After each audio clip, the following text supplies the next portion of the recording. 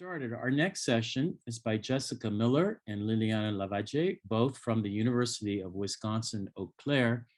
Title of their presentation today is It Takes a Village, a collaborative model to promote OER across campus. So Jessica and Liliana, the floor is yours. Thank you very much. First, we would like to acknowledge that the University of Wisconsin-Eau Claire occupies the sacred and ancestral lands of Indigenous peoples. We honor the land of the Ojibwe and Dakota nations.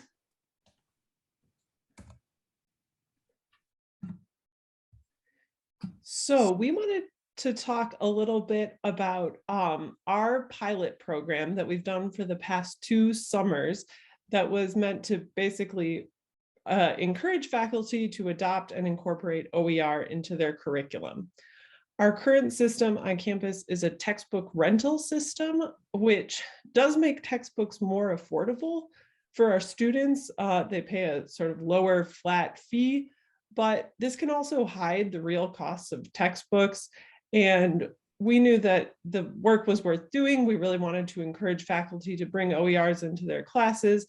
And so the library and the Center for Teaching Excellence on our campus decided to work with the textbook rental system to fund a faculty summer stipend called the OER Adoption Grant Program. And this would basically support faculty over the summer with help from the library and the Center for Excellence in Teaching and Learning to incorporate these OER pieces when they might not have had the time or resources to do so before.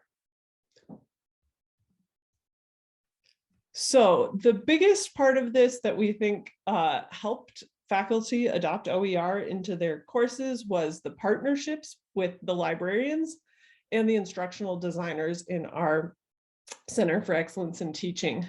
The partnership with the librarian was the first sort of stage. Over the summer, we would meet with our faculty in our liaison areas and say, okay, what resources, what textbook are you using right now? What course sort of codes or online pieces? And we then, the librarians, would take on the work of finding and sort of curating a list of these resources for the faculty to say, okay, here are some OER components that would work with your curriculum. We'd meet with the instructors and sort of gather, what worked. They would assess, does this really hit the points I'm going for, or what's missing? What gaps do we have? And then the librarians would do sort of more searching. And through a few meetings over the semester, we'd sort of tailor the OERs that we were finding to whatever they needed. Then after that, they would also partner with the instructional designers who provided syllabus language that sort of explained to students what OERs were and why this was important in their classes. And then they'd make sure that the OERs that were being used were connected to assignments and assessments that naturally made it sort of an organic part of the class as it went. So a bonus of this sort of summer program that we hoped would happen, but it was good to see it actually happen, was the faculty in the group and the librarians and instructional designers became sort of a community of practice and champions of OER on our campus, learning from each other, troubleshooting, and able to then support this sort of difficult work for a lot of people that were feeling alone and having to tackle it all by themselves in the beginning. So some of the benefits of this sort of collaborative village approach that we did over the summer was obviously the community and knowledge sharing between the cohort, but it also made it a lot more manageable. Faculty said that having the librarians sort of do the searching process, having instructional designers help with the incorporation, made it more scaffolded over the summer. It didn't seem like one giant task. And it also allowed librarians and the instructional designers to sort of apply our expertise where we're most needed. And now we know like a lot more about these classes and their resource needs. So it's sort of a long-term help to be able to support those. We're always on the lookout for more OERs and things like that. And we're running into some of these long-term both opportunities and challenges about how can the library and our Center for Excellence in Learning actually support OER remixing and publishing into the future, now that we have some champions who are using these on campus now. Yeah, so this collaboration was just so wonderful, and to work with Liliana, and for her to find some resources that I had overlooked or didn't find because I wasn't using the same search terms as she was. There are things to consider for teachers, weighing the challenges and the successes. And what has been difficult was that, so I teach French, and there are, even for French, there are few existing resources already, so there's not a lot out there, though that's definitely changing. Another consideration is that what you find, you will need to find a way to put it on your learning management system. On our campus, we use Canvas. And so it's pretty easy, but it is time consuming, to make sure that what you find then gets translated into something usable on Canvas. And then another challenge is that you will need to regularly update your material. For example, if you find videos, they don't always, stay available. So you need to check that and make sure that the material you have is still out there available. What's been successful is being able to control the content of the classes that I teach. A lot of textbooks can be outdated or have, sort of sexist notions, or can present views that are very stereotypical or very centered on one culture. And so using material that I pick has made me able to tailor my material a little bit better to make it more diverse, more current.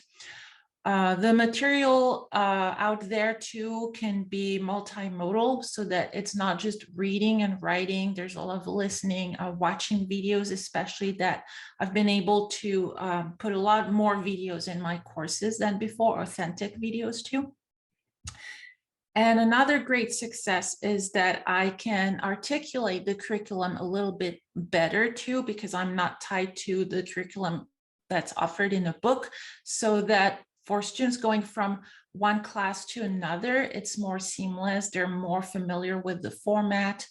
And so that has been a great way to make it smooth for students. Considerations for learners. The challenges have been to keep everything organized in packets, taking notes, because when you have a textbook or a workbook, you can take notes, things are organized, but if it's on Canvas, that's a little bit harder. So I've done my best to provide printouts of articles or create PowerPoint slides that I put on Canvas, but that also give as a printout. You could do this with course packs as well. About the design, it can be, using Canvas or an LMS, or resources from all over the place can make the design less visually appealing. So that's something to consider as well. But the great success, obviously, is that the material is free. And not only that, it's available long-term. So that students can have access. They don't need to return the books, through our rental system, or if they were to purchase them, they would want to resell them. They can keep it, they can share it, and the content is more timely and relevant. So why I use and create OER despite challenges, I just learned so much myself as I curate the material. I really believe in the content I present. Often with textbooks, I have to say, like, a little side note, this isn't really true where I come from. We don't do it this way, or, this doesn't represent one culture, or this is a little bit old, it doesn't work this way anymore. So I don't have to say that. Long term, I feel that it's less work because when you have a book and then it gets old, then you pick another one and you have to start from scratch. With the material I have, I don't have to start from scratch anymore. It's more modular. I can just pick and choose what I want to update. I can also precisely articulate standards and outcomes with effective frameworks. So I follow ACTFL guidelines, and so I can articulate courses, going from intermediate low to intermediate mid, and do different modes of communication. And also I got to meet and work with Liliana, and as you know, in languages, there are smaller and smaller teams. And so finding other colleagues on campus with whom you can collaborate, it's really motivating and energizing. So I've learned a lot, and I've gotten a lot of energy through this collaboration. The course evaluations, the scores have slightly increased since switching to OER. I found interesting that very few students mention OER in their comments, but when they do, it's positive. So they appreciate the lack of textbook, they appreciate the different types of media, and they notice that we talk about different dialects and cultures.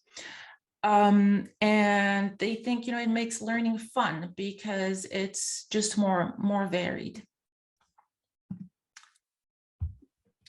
So part of our assessment for this program, the pilot program, is that at the end of the semester, from all the students in the cohort of classes that basically switched to OERs, we surveyed to see how they thought that OERs compared to resources that they'd rented or purchased in the past. And this was sort of reassuring to see that our students thought that it was either higher quality of resources. So we didn't see students saying, my OER classes are using lower quality resources. And they actually thought that the ease of use was even higher, or often about the same. So that was really good for us to see that it wasn't creating barriers or issues for students to use in the classes that we had switched to OER. And the other thing, we asked them a little bit about whether they would like more professors to use OERs, whether they would recommend courses using OERs, and also if they preferred courses to use a combination of OER and purchase rental materials. And we were sort of interested to see that students agreed with that or were neutral. So it's still something that we think students are learning about, or maybe mixed feelings about. But of course, the free aspect definitely sells it for a lot of our students. And we thought it was interesting to hear the student voice to sort of talk about language textbooks. One student said language textbooks are often daunting and somewhat cold, but OER material from the semester actually helped me engage with the German language. So that was from one of our German pilot courses, but it's just really interesting to hear how students view this as changing the feel or the engagement with the language course. And there's also survey sent to faculty. One question targeted EDI in particular, so issues of equity, diversity, and inclusivity. And faculty, almost all faculty agreed that the use of OER helped them find more EDI or global perspective materials. And almost all faculty agreed on the next question, which was, did using the new OER give you new or different ideas regarding teaching, engagement, or assessment practices? One comment was that using OER was very freeing. That wasn't my comment, but that resonates with me also.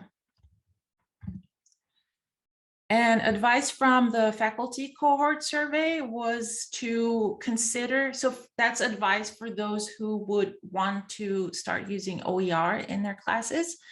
And one thing is to consider your delivery mode to select fitting OERs. Are you teaching face-to-face, hybrid, online, synchronous, asynchronous? So do that first to find resources that are adapted. Another advice, partner with librarians. And it's just wonderful how another perspective, can really enrich the resources or how you use the material, things you hadn't considered. It really helps you think outside of the box. And another advice that came up often was that it's worth it, but be prepared to spend more time than you originally think. That's it. Thank you so much. Thank you both, Jessica and Liliana.